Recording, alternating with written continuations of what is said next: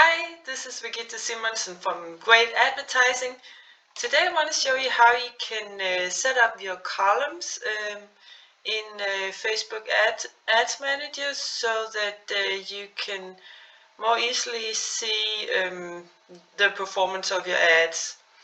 I'm here in my Facebook Ads Manager, and what you can do is you go here to columns, and there it's on default, it's Facebook's default, but then you can actually go down here and press customize columns. And yeah, the way you set up the columns really depends on what kind of business you have, but I'm gonna do it for coaches and consultants. Those are mostly our clients, so yeah, well, the most important thing is, of course, the results. So if you're looking for leads, and there'll be how many leads you got. Your reach is also pretty important. It shows how many people that sees your ad. Frequency is also important, actually, because if frequency gets too high, so that's maybe like 2 or so, it means that the same person is actually seeing your ad twice, and that's just a waste of money, because they only need to see your ad around one time to make a decision if they want to take action. If you show your ad to the same person several times, that's just gonna cost you more money, and they're not gonna take any action. A reason that the frequency can get too high is if you have ad fatigue. So people already saw your ad several times, and what you can do to solve it is to change out your creative, so that's your picture or your video. Impression can also be good. It's also how many people who sees your ad. Delivery is kind of the same. You can take that away so you don't get too many columns. Amount spent, it can be good to know how much money you spend on it. Clicks, that's not too useful, because it can be also accidental clicks. It can be clicks anywhere on your ad. But this is CPC, it means cost per click. That's pretty good to know how much you pay per click. But really the main metric for any ad is cost per purchase or cost per result. If it's lead you're optimizing for, then it's cost per lead. That's really the main one. If that is good, then nothing else matters. So I'm going to take it away, because the cost per result is really the main one. Then the CTR means click-through rate. So it's more if you have an e-commerce store, how many people clicked on your ad and went to your website.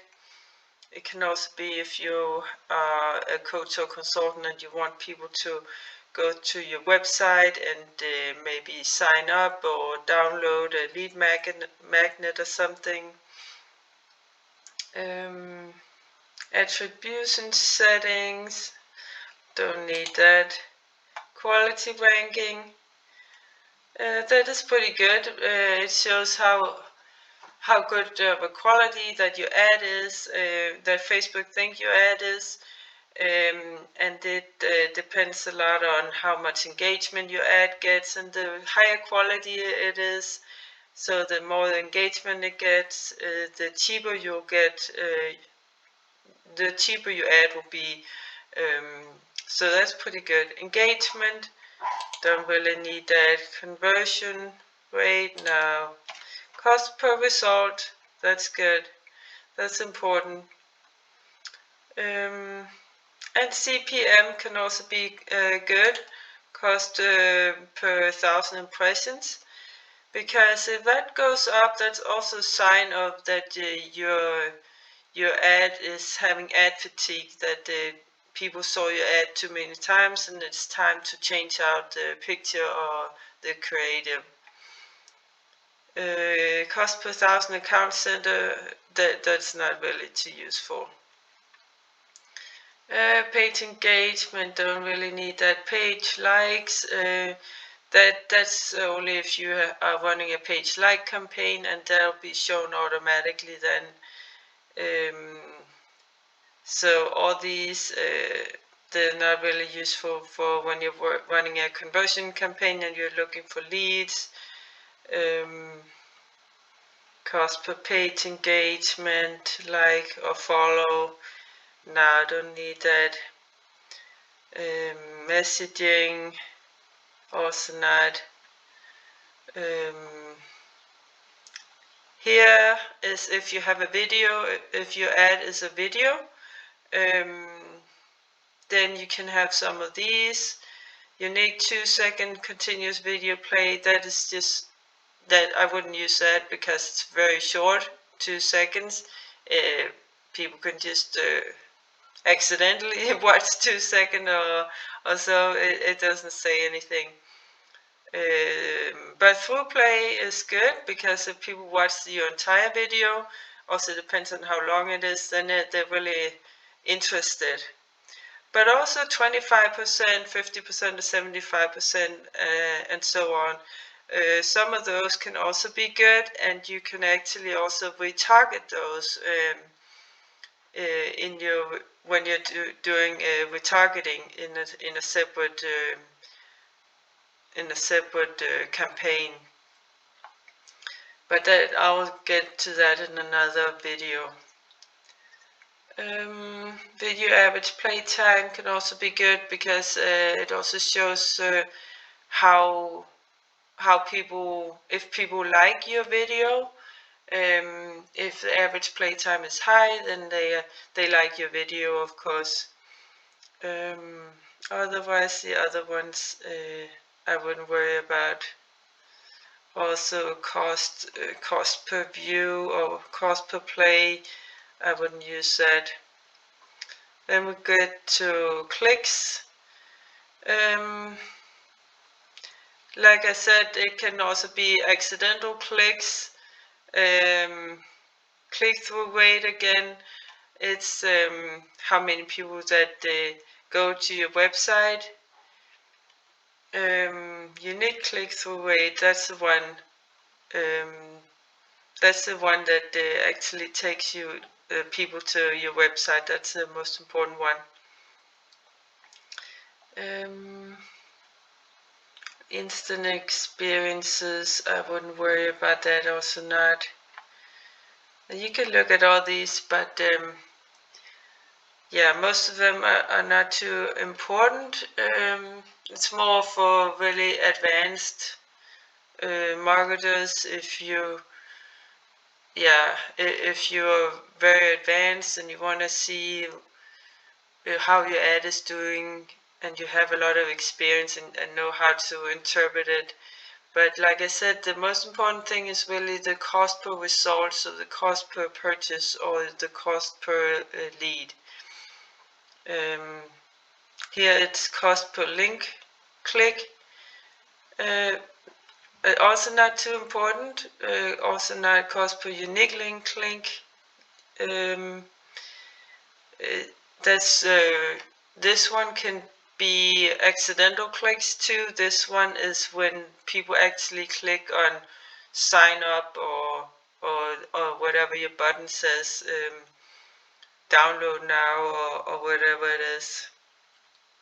So that's one if you want to know that, but it's not too useful, I don't think. This one, awareness, for awareness campaigns, I wouldn't use that. Cost per awareness. And this one is mostly for e-commerce stores. where people can have add to cart, add to wish list,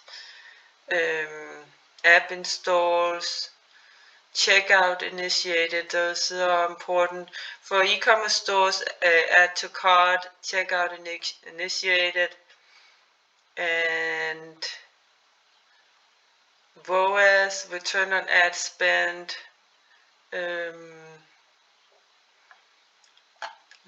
Yeah, maybe landing page views.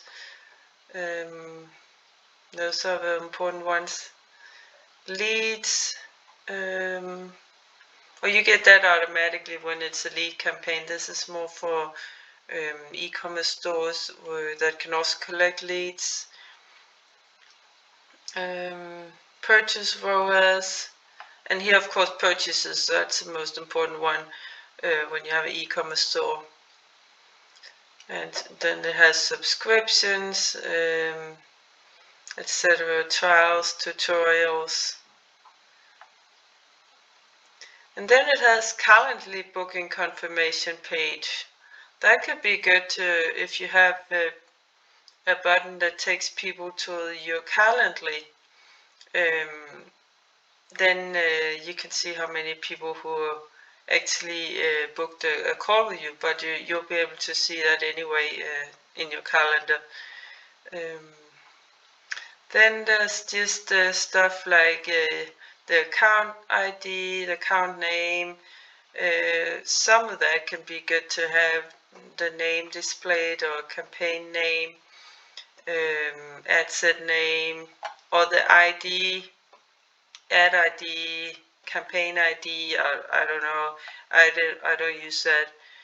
I don't think it's anything that I need. Date created. One that could be good is date last edited, because it's not good to go and edit your or make changes to your ad too often, or to anything in your campaign. Actually, you shouldn't do that more than once a week, because every time you make a significant edit or any kind of change, then it goes back into the learning phase, and the ad needs to be optimized again, or the campaign needs to be optimized again. You can have end if you are running on, if you have an end date, if it's not daily budget, then you can have the end date. I always use daily budget, because then you don't have to restart your campaign again when it runs out. The thing about it is that when it runs out, when it reaches that end date and you have to restart your campaign, then it also has to go through the learning phase again, and it's, yeah, it's just starting all over again. So it's better to have a daily budget and just go and turn it off whenever you want to. So here we have bid strategy. Don't really need that. Take this away. Also end date, ends, budget, how much budget, and schedule. You can also schedule when your ad is running. Amount spent, percentage, don't need that. Spending limit,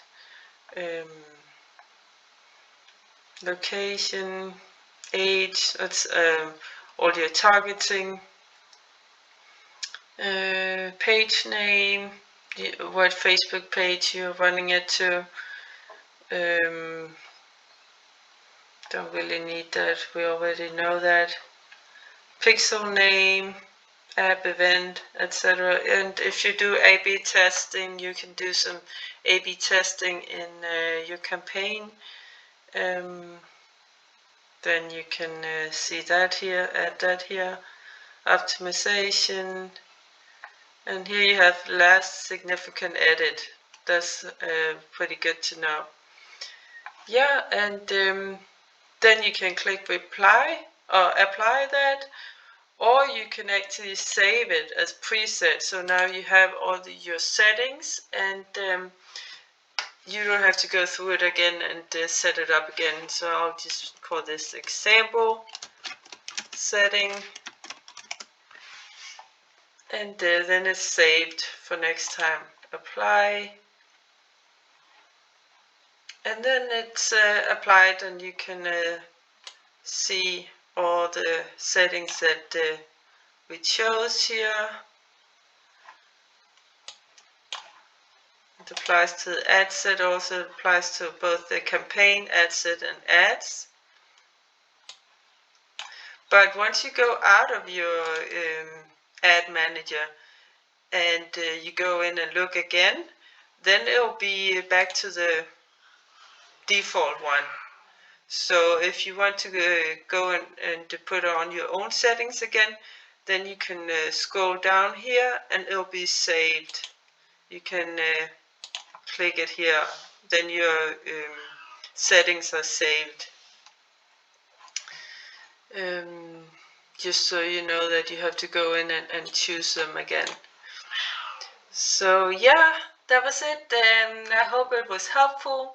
Now you know how you can set up your campaign or your columns in your campaign to see how your ads are doing. So yeah, comment below what you think, if you have any questions. And also please feel free to join our Facebook group, Successful New Coaches, Consultants and Entrepreneurs. It's a group for coaches, consultants and entrepreneurs. There's lots of questions being asked and answered in there. So we'll be happy to have you in there, and feel free to join. And also, if you want leads or clients for your coaching or consultant business, then we are a Facebook and Instagram ad agency that specializes in getting leads and clients for coaches and consultants. So book a call with me if you're interested in learning more about that. There's a link in the description. There's also a link in the description for the Facebook group. And otherwise, please like the video if you like it, subscribe, click that notification bell if you're on YouTube, that way you get notified every time we upload new video, and also share it with a friend. And take care, bye!